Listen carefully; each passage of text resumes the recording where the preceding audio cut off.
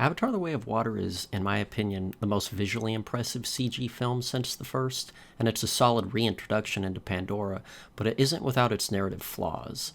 It does, however, do a good job introducing Pandora to anyone who hasn't seen the first film. It spends the first few minutes with characters giving exposition about the previous movie's events. Having not seen the first in a few years, I think this is important for grabbing a new audience. It is a little odd that a sequel references the first so little, but I think you probably have to, given this is a sequel to a movie 13 years old. And I don't think I can express just how impressive this film is in terms of visuals and CG. If you're not the type of person that goes to the movies often, I think this is one that you should probably make an exception for, if just for the spectacle alone. What it lacks narratively, it makes up for in a lot of other aspects. Every shot of the film is beautiful. It juggles multiple main characters and their arcs well, while also setting up some additional arcs that are clearly going to take place in Avatar 3. I'll keep the critiques to a minimum because there is very little I don't like about this movie. First, there's a long, drawn-out sequence where the children characters are being chased by the villains underwater. It feels needlessly long considering they're captured anyways, and it reminds me a bit of the Leia chase sequence in Kenobi, but much less egregious.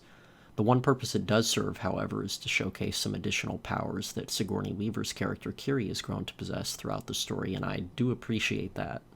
Second, and this is the one that I think is actually not very forgivable unless the movie is going to have a director's cut with a scene that explains it, but the reef people or the water people are initially part of the final battle sequence, and then they're just gone, with no reason being provided either during the battle or later on when they show up again. I normally don't catch these logical flaws in films until a repeat viewing, but this is extremely obvious, and it was the only time I was actually annoyed with the film, that we were just expected to forget that 50 or so Na'vi were no longer part of the movie.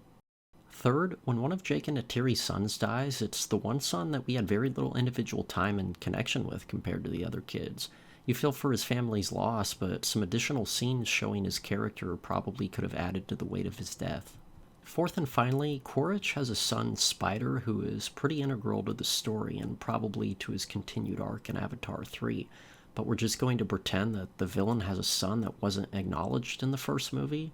Where was this kid to be used as collateral in some capacity in the first film?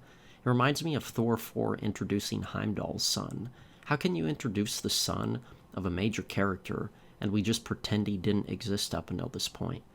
I understand it's because this movie's script wasn't necessarily planned out during the first, but it still feels odd. With all these critiques said, I think this reintroduction into Pandora is very solid.